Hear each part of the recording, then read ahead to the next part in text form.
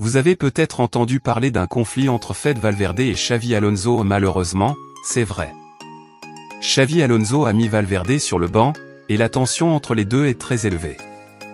Mais quelle est la véritable histoire?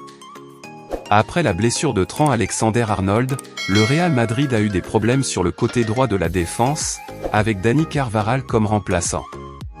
Tout semblait aller jusqu'à ce que Carvajal se blesse également, laissant Madrid dans une situation délicate.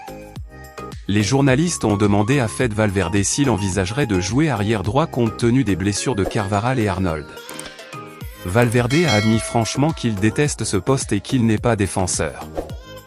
Bien qu'il ait ajouté qu'il jouerait là où l'entraîneur lui demanderait, son message à Xavi Alonso était clair: « Je ne veux pas jouer arrière droit ». Dans le derby madrilène, Alonso l'a aligné au milieu de terrain.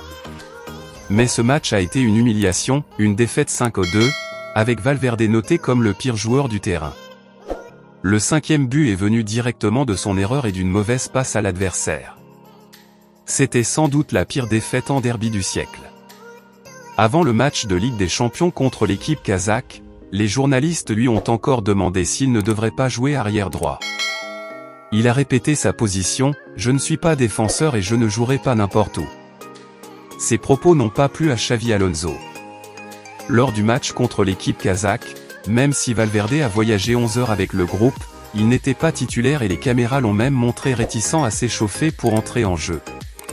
La polémique a éclaté quand les journalistes ont dit que si Alonso voulait seulement le reposer, il ne l'aurait pas emmené. Il est clair que Xavi n'a pas aimé les mots de Fede et c'est pour ça qu'il l'a mis sur le banc.